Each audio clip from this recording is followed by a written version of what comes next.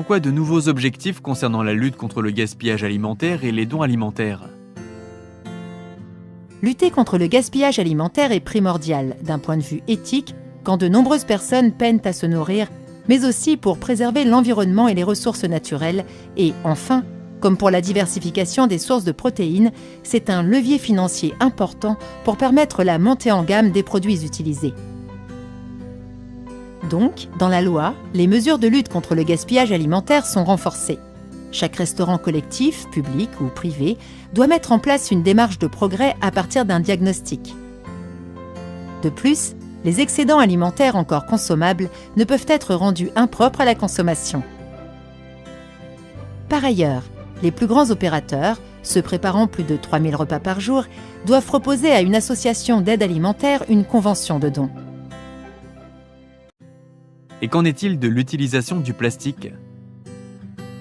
Des premières dispositions ont été prises avec la loi Egalim et ont été complémentées par la loi anti-gaspillage pour une économie circulaire qui prévoit l'interdiction progressive de tous les emballages en plastique à usage unique d'ici 2040.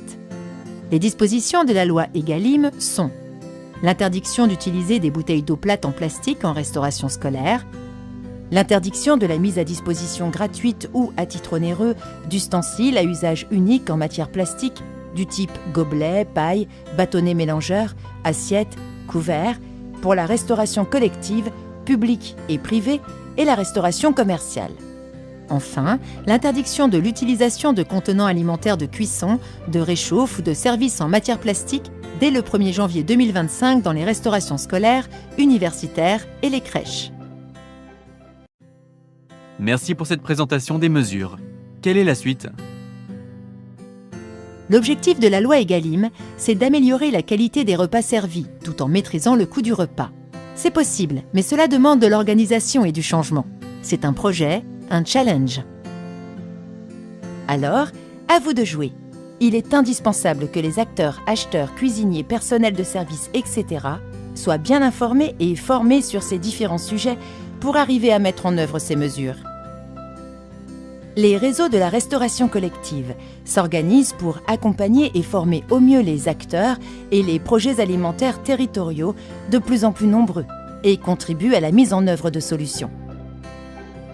Le CNFPT propose une offre complète de formation à destination des acheteurs et des personnels de restauration sur les différents sujets évoqués et met à disposition une e-communauté alimentation-restauration collective accessible à tous.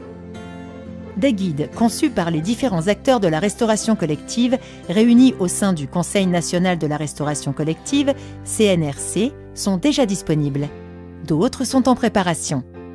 Vous pouvez les retrouver sur la plateforme gouvernementale Ma Cantine avec d'autres outils. Enfin, dans vos régions, vous avez des interlocuteurs, notamment dans les DRAF et dans les délégations régionales du CNFPT.